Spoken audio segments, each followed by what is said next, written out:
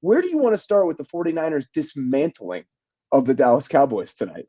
I mean, they're a super team. They're unbelievable. I just everybody, offense, defense, and new guys stepping up, old guys, old favorites. It's you can make an argument like Fred Warner is defensive player of the year, but he might even not like some games, he might not even be the best player on the field for the 49ers on their defensive side of the ball. That's how you That know, by the way. That's how you know it's a great team, it's is an when you can insane team. trade off like that every single week. Like Kittle That tonight. yeah, Kittle doing what he did tonight. Just like, oh, today's one of those Kittle days where he just dominates and scores a handful of touchdowns. The fact that they just a can just hat trick. interchange between all pro level players at Yeah. multiple different positions on both sides of the ball. With the way Yep. Ayuk is playing right now, he's an all pro level receiver. Yep. Christian McCaffrey obviously is an all pro level running back. George Kittle is an all pro level tight end that was really only hurt by counting stats and volume at this point in his career more than anything else. And then you go onto the defensive side of the ball. They have one of the best 2 or 3 edge rushers in the entire league. And I think pretty clearly right now, the best off ball linebacker in the NFL. And he put Oh on yeah. an absolute show tonight. So the Oh fact that yeah. there are different featured players in each one of their successive blowouts over the course of a season speaks to the level of overall roster talent and the ways that they can deploy it when we're looking at this team. I want to amend my my like dark horse, make a Fitzpatrick defensive player year or DB take into off ball player Off take. ball player take. So because if sorry Matt Milano, but he had like a great week last week too. So it was like Fred Warner, Roquan Smith. I was like, oh, some of these linebackers right now. It's like, hey, this might be the year, but holy crap. But yeah, like I was gonna say, they have a super team, and not only do they have these great stars. I'll just talk about the offense, but the death lineup and Brock Purdy making the throws. This is it's great for me as I've realized I'm just a Brock Purdy nihilist. And I'm just like, whatever. I enjoy this offense enough. He makes enough throws, whatever. And he Exactly the point that I have reached. that's it. That's it. I'm good. I'm good. I already did this with Jimmy G. I already fought those wars. I'm good. But they have these, so they have the death lineup. They have this like perfect role players. Of course, like Jawan Jennings, Jordan Mason stepping up, giving him like a sledgehammer. The offensive line, this is my favorite version of a Shanahan offensive line with the 49ers since he's been in San Fran. I thought so in the preseason and now definitely. And they have a little bit of depth. John Feliciano had to take a couple snaps because of some stuff. And boom, they never missed a beat. And that's usually how you kind of capitalize on this 49ers team is those injury woes. But Deebo Samuel misses a game. It's just, or I'm sorry, Brandon Ayuk misses a game. Deebo Samuel steps up. It's just next man up. They I just forgot have to so mention much Deebo firepower. Samuel when I was talking about their offensive players. It's unbelievable. And he just, I mean, no, they're handing the ball off back. It's nice when you see these repeat matchups again. We always talk about this, but the Cowboys, you know what they're going to run. It's a lot of man, a lot of cover two.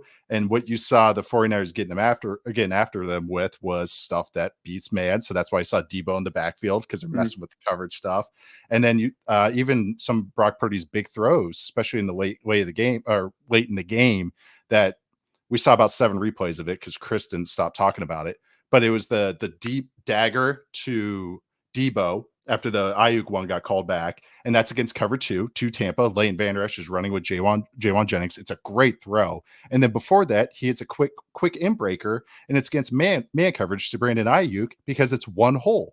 And against hole, those players play with outside leverage. So it's like whatever you throw at them, they're going to have answers, and Purdy's making all the throws that he has to. It's just it's impossible to stop right now. I thought that Collinsworth did a good job of pointing out just all the ways that they were creating a little bit of hesitance among the front four, just with Yeah. we're trapping guys, we're cutting guys. The Kittle touchdown is a perfect example. Like, you're going to come off the edge with a little less steam if you think Christian McCaffrey is going to take you out at the legs when you're not expecting it. And that they were doing that all the time. And it almost reminded me, weirdly enough, of a game plan. This was about one person more than the defensive line as a whole. But remember the way that the Chiefs played against the Niners last year, where they're just doing so much to Bosa over the course Oh of the yeah. entire game, just Chops, flashing color chips. at him, Yeah. chips, cuts. And over the course of the game, that just drives you crazy. And that's what really good offensive schemers, offensive play callers, and offensive game planners do. And we saw another set of those examples from Kyle Shanahan tonight. And I will say, even if I'm a pretty nihilist is a great way to put it, I fully leaned into that. Nothing matters anymore. Nothing I will matters. say, the 3 throws he made on that drive that you're talking about are Yes. probably the 3 throws I've seen him make this season. The best throw I've seen him make this entire football season is the one that got called back to Ayuk. The He makes Ayuk that one from a muddy pocket. It's a cost me beautiful throw. cost me the over too. That was brutal. Sorry. That play is just like that one's gonna be burned into my brain for a little bit. It's a beautiful throw. That one was great. He has zero space to get that thing off, and then he makes it directly after a gorgeous layered throw over the linebacker on another one of those inbreakers. Those are real deal throws. That's why I don't want to take those away. And the right after the Ayuk one gets called back, that deep dig. Those are tough throws. Those are real throws. And that's why it's just I go back and forth with it. But again, that's what he has to do in this offense. He pilots this offense perfect. extremely well, and he lifts it in ways that other quarterbacks have not. Even if you can put up a side-by-side and the stats with Jimmy G look almost identical, when you watch the game, I think he does lift the offense in subtle ways that Jimmy Garoppolo did not. I truly believe that. He's way more aggressive. He's way more aggressive. He can do a little bit out of structure. We see that consistently. And I think his ability to layer balls to the middle intermediate areas of the field and do it on time, do it trusting the way the plays are going to develop. I think that really does make him a well-suited trigger man for what is a beautifully constructed Death Star-like offense. And that's exactly what we're seeing right now. On the other side, so just one quick number, 57% offensive success rate for the Niners tonight, which was the best rate in the NFL today. Dolphins running rush shot over the Giants. What the Lions did to the Panthers today. The Niners had the best one. Dallas had one of the best defenses in football coming into this season, coming into this week. That's how good the Niners were tonight.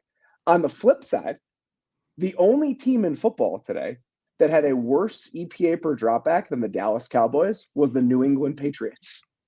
So as good as we feel about the Niners coming out of that game and what they look like, are you a little bit worried about what the Cowboys look like coming out of that game? Hold on. This is a good way to put it, I think. It's like against the 49ers, they will never match up well. That's it. That's a problem because the Niners are going to be there at the end. In the playoffs. Against most other teams, I feel perfectly fine about this team. I still think they are very good, but the problem is you have to beat other contenders. Yeah, I was gonna say, I'm sure Cowboys fans love hearing that. We're gonna go 12-5 again and then get the shit kicked out of us by the Niners in the divisional round. What has been the issue the last 2 years? This is the bogey team. It really is. But because I do think they have answers. I do have concerns with the run game, and this is just, you have Tony Pollard coming off an Achilles. He only can take so many touches. So there's some just unevenness in the run game right now. And if that run game isn't going, this past game, yes, they can nickel and dime, but we saw what this defense could do. They just teed off. I thought it was like, okay, they could piece together some drives, burn some clock. Kind of was leaning 49ers anyways after I kind of broke it down. But watching Dre Greenlaw and Fred Warner freaking teeing off on every check down, you can't say efficient if those go for 1 yard instead of 4 yards. That was my concern, is that if you're going to play like that with those super thin margins and they swarm to the ball like they do, you're going to start getting frustrated. At one point during the third quarter, we talked about this in the Thursday preview show, Dallas had the lowest average air yards per target in the NFL coming into this game. It was like 5.7. It was dead last in the NFL. It's half a yard lower than 40-year-old Drew Brees. I have to repeat that. At one point in the third quarter today, they were averaging 11.7 air yards per attempt, which was the highest mark of any team this week. So clearly they thought that they could take some shots down the field. Outside of that one Robert Turpin touchdown, they were incorrect in believing that.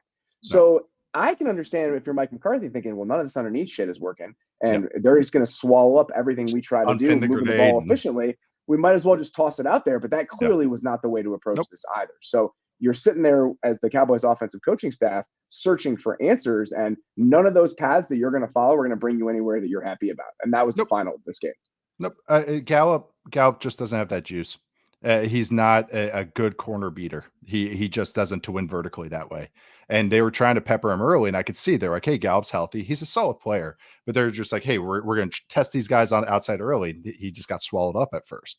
And so, okay, we can't hit that. So we can't get these intermediate throws going, get these 8 to 12 yarders going. And then it kind of just became all right, underneath, let's check it down. Hey, okay, let's do our play action stuff. Let's do some high lows. All right, I'll just check it down for a nice 4 or 5 yard gain on first down. And that's when Dre Greenlaw had about 7 clotheslines. It looked like JBL. It was just unbelievable. But that's it. They can't win against a team that does that. So, but if you have teams, you got to think of other kind of like teams at the top of the NFC or division leaders right now. If you play a soft zone team, they can work. But okay. But if they can play man against you, you can't beat that. So we're still facing that same issue. And that's like, It's just the same problems that we've had. Offensive line inconsistencies in a run game, Dak trying pressing too much, them whenever they have to make multiple throws down the field, and just not enough juice from the pass catcher position. And it's kind of a hard truth to realize that they're a good team, but they still have those flaws. How worried are you that we've like run out of road a little bit with what Dak Prescott is? As a player, no, as a person, as this is what he is. I mean, again, he has 100 something starts. Like, yeah, I know what he is. I had him like what about the 6th, 7th, 8th best quarterback in that second range, the kind of that low tier 2, high tier 3 type of guy. That's what I think he is. And I think I'm fine with that. I think he's good, very good at times, but just that he can't push the ball like these other elite guys can. And he also just will have these moments bite him in the ass in the biggest moments. And I think that's just becoming a thing now, because I think it's because how these defenses play him and just swallow up all those little short throws. And he doesn't have the kind of play style to throw all that stuff down the field that get away with.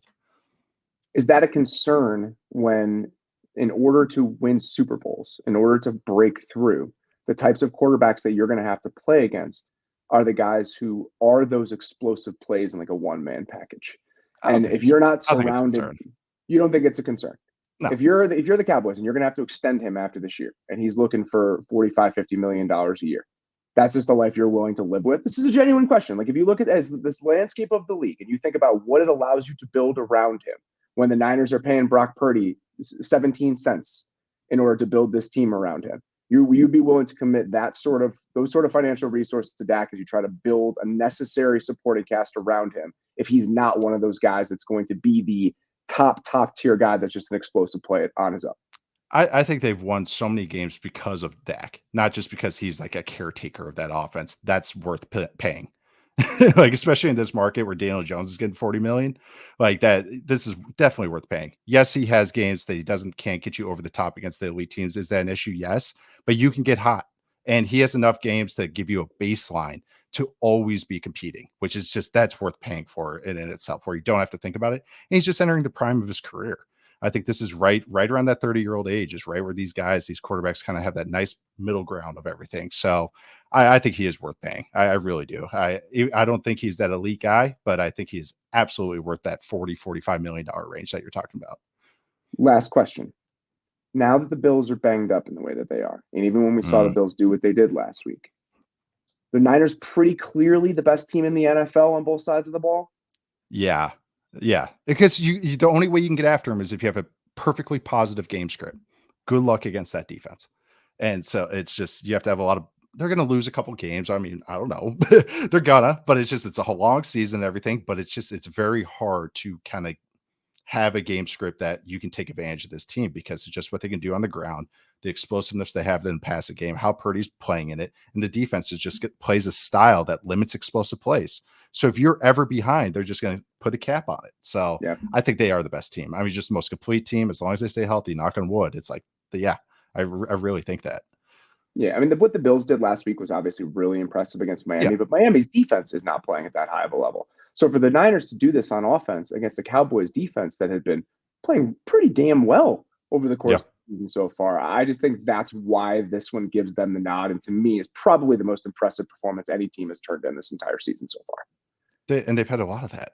They're just this isn't new. This is just what they've done every single week. They just happen to be doing it against a better opponent this week. Yeah, they're outclassing everybody right now and just doing it in different ways. Everyone's stepping up. It's great when you have those stars, and then you have those star role players just all stepping up, and just everyone's taking turns making explosive plays. Debo, Ayuk, Kittle, just like you said at the beginning when we talked about, this was the Kittle game. That's a different level of team, and that's how they feel right now.